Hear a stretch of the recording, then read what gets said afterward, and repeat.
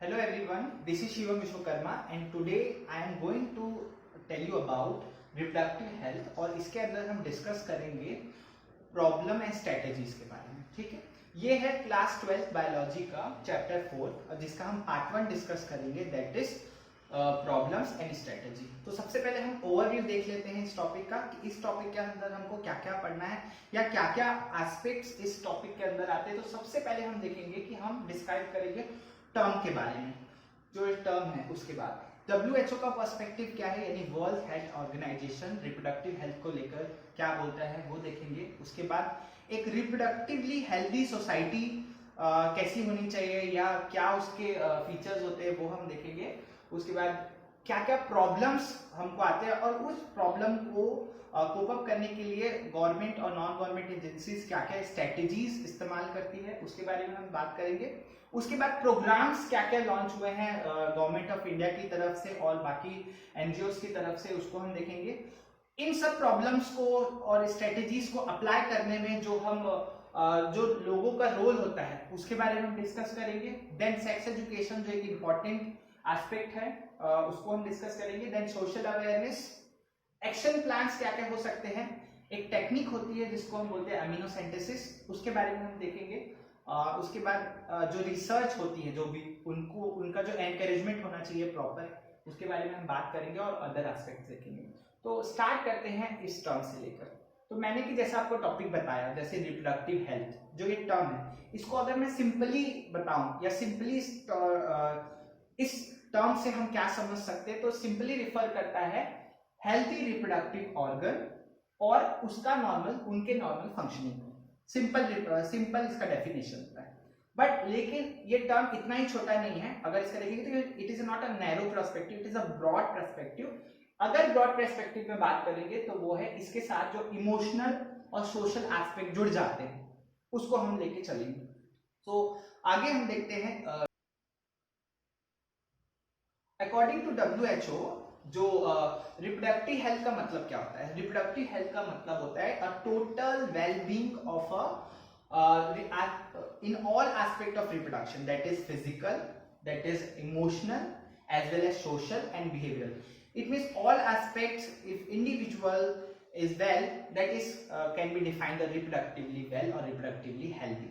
So next देखते हैं आगे। डेफिनेशन क्या हो सकता है एक हेल्दी रिप्रोडक्टिव सोसाइटी का, यानी कि हम कब डिफाइन कर सकते हैं weather a society is reproductively healthy और नॉट। सो इसमें हम देखेंगे कि फिजिकल और नॉर्मल, जैसे कि मैंने डेफिनेशन और टर्म की डेफिनेशन के साथ आपको बताया कि a society with having people having physical and functionally normal reproductive organs. And secondly, जैसे कि मैंने दूसरा ब्रॉडर एस्पेक्टिव में भी आपको बताने की कोशिश करी थी, दैट इज नॉर्मल इमोशनल और बिहेवियर इंटरेक्शन उनके बीच में होना चाहिए in all sex related aspects. तो इस तरीके का अगर हमको इंटरेक्शन दिखता है तो it might be called a reproductively healthy society. आगे फिर हम देखते हैं सो प्रॉब्लम्स क्या क्या है और स्ट्रेटेजीज क्या क्या है। तो I want to let you know the people that India was the amongst the first countries in the world that implanted or initiated the action plan in the national level, because after the formation of independent India, that is after the 1947 and after the formation of republic, they have made some action plan for the reproductive health at the national level और उनका एक specifically गोल था that is to attain as a total reproductive health as a social goal. Okay, आगे हम देखते हैं तो इसके अंदर क्या क्या प्लानिंग्स आ जाते हैं, क्या क्या प्रोग्राम जो है इस गोल के अंदर चल रहे हैं। तो that is first, that is family planning, और सेकंड जो है reproductive and child health care programme, तो जिसको हम एडवांसली हम पढ़ते हैं, जिसको RCH भी बोला जाता है। आगे फिर हम देखेंगे फैमिली प्लानिंग के बारे में। तो फैमिली प्लानिंग जो था वो स्टार्ट हुआ, इनिशिएट हुआ जैसे after the formation of Republic of India, that is 1951। और उस समय के बाद हर 10 सालों में जो सेंसस होता है उसके accordingly over the past decades हर 10 सालों में उसको असेस किया गया, प्रॉब्लम्स को फाइंड आउट किया गया, उसके बहुत सारे एक्शन प्लान और इम्प्लीमेंटेशन किए गए। फिर आगे हम देखते हैं that is goals of this programme. तो जो प्रोग्राम्स जो लॉन्च हुए उस टाइम पे और आगे फर्दर वो ईयर्स में भी जो लॉन्च हुए, उनके क्या क्या मेन गोल्स थे। तो that is creating awareness among the people. तो सबसे पहला to enlight the people, to aware the people is the most plan. Then second is to provide facilities and support is the second। तो first awareness create करना लोगों के बीच में, and second उनको उस तरीके की facilities और support provide करना जो उनको लग रही हैं उस गोल को अचीव करने में। नेक्स्ट आगे हम देखते हैं, तो दैट इज इन्फोर्समेंट और इम्प्लीमेंटेशन। अब प्रोग्राम के एक्शन प्लान बन गया, अब उसके बाद हम उसमें क्या क्या इम्प्लीमेंट कर सकते हैं। तो सबसे पहला मैं जैसे डिस्कस किया, फर्स्ट क्रिएटिंग अवेयरनेस। तो सबसे पहला अवेयरनेस क्रिएट करना, उसके बाद अब अवेयरनेस कैसे क्रिएट होगी, जैसे हम और आप बात कर रहे हैं, if I am talking with a intellectual person, तो उसको मैं कोई चीज को बहुत हाई लेवल लैंग्वेज में भी अगर मैं इसको एक्सप्लेन करता हूँ तो they can be able to understand, but वही चीज हमको रूरल एरियाज में जाके एकदम कॉमन मैन या ले मैन को अगर समझाना है तो वो चीजें उनको उतना ज्यादा डिलीवर नहीं हो सकती। तो उसके लिए हमको ये ऑडियो विजुअल टेक्निक यूज करना पड़ता है, जिससे उनको वो चीज समझ में आए, वो प्लान्स को वो समझ सके और उस पर इम्प्लीमेंटेशन प्रॉपरली हो सके। And second is print media. Print media is always been playing a major role in that enforcement and implementation for the knowledge bearing people। okay, आगे हम देखते हैं that is role of people. अब इस पूरे plans में लोगों का क्या बोल सकते हैं भूमिका हो सकती है, इंपॉर्टेंस हो सकता है।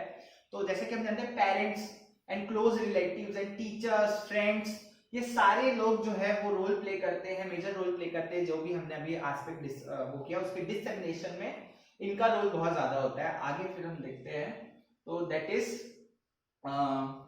Introduction of sex education in the schools. तो ये टॉपिक को क्यों एनकरेज किया जाना चाहिए और इससे क्या इंफॉर्मेशन प्रोवाइड होते हैं। तो फर्स्ट तो है इसका ये मेन एम है, that is discouraging the children for believing in myths. तो एज वी नो दैट कि जो टीनेज पे जब बच्चा जाता है तो जो एडोलेसेंट एज होती है वो बहुत क्यूरियस होती है, बहुत ज्यादा उस टाइम पे माइंड जो है बहुत शार्पली काम करता है, बहुत सारी चीजों की क्यूरियोसिटी रहती है। तो उस समय बहुत सारे मिथ इनके बीच में क्रिएट हो जाते हैं और उस मिथ को ब्रेक करना बहुत जरूरी होता है। कुछ ऐसे प्लान्स होने चाहिए, कुछ ऐसा एजुकेशन होना चाहिए जो उस मिथ को ब्रेक करे, उनको सही नॉलेज वो प्रोवाइड करे। और second, having misconception about the sex related aspect. अगर किसी को कुछ सेक्स रिलेटेड प्रॉब्लम होती है तो उसको वो कैसे ओपनली डिस्कस कर पाए और एड्रेस कर पाए उस प्रॉब्लम को, ये इसका मेन एम है for the implementation of sex education. Next, अब आपके मन में ये दिमाग में उठ रहा होगा कि सेक्स एजुकेशन में क्या पढ़ाया जाता होगा या क्या बताया जाता होगा। तो मैं बता देना चाहता हूँ कि सेक्स एजुकेशन में बताया जाता है the proper information about the reproductive organs, उनके बारे में। सेकंड, जो एडोलेसेंस होता है यानी कि जो टीनेज होती है, जो आफ्टर जो when a child become a man और गर्ल बिकम अ वुमन, तो जो बिकमिंग पीरियड होता है जिसको हम एडोलेसेंस बोलते हैं, usually it is started from the 12 to and end up to 18 years of the age। okay, and उसमें जो चेंजेस होते हैं तो उसके बारे में ये चीजें बताया जाता है। उसके बाद safe and hygienic sexual practices होती है, उनके बारे में उनको बताया जाता है ताकि वो हाइजीनिक और सेफ प्रैक्टिसेस कर सके। नेक्स्ट है सेक्सुअली ट्रांसमिटेड डिसीज, जैसे कि कुछ डिसीजेस जो होती है जो सेक्सुअल कॉन्टेक्ट से फैलती है, तो उन डिसीजेस के बारे में प्रॉपर एड्रेस करना उनको। और सेकेंडली वो डिसीज का प्रिवेंशन, और अगर इफ हो गया तो उसका प्रॉपर क्योर भी उनको बताया जाता है। जैसे कि एक एग्जांपल ले सकते हैं एड्स। एड्स एक सेक्सुअली ट्रांसमिटेड डिसीज है जिसका अभी तक कोई क्योर नहीं है, बट उसका प्रिवेंशन ही एक सबसे बड़ा क्योर है। तो उसके बारे में उनको नॉलेज अगर दे देंगे तो वो पहले ही एड्रेस हो जाएंगे उस चीज से। ठीक है, this would help the people specially those in adolescent age, जो उस एज में है पर्टिकुलर। ओके, तो उनको एक हेल्दी रिप्रोडक्टिव लाइफ को लीड करने में हेल्प मिल जाती है। आगे हम देखते हैं कि फर्टाइल कपल के लिए क्या एजुकेशन होना चाहिए। Fertile couple it means those are in a marriageable age. तो उनमें क्या होता है, जैसे कि if they don't want to have a baby for that period, तो उस टाइम उनको बर्थ कंट्रोल ऑप्शंस क्या क्या हो सकते हैं, तो उनके बारे में उनका नॉलेज।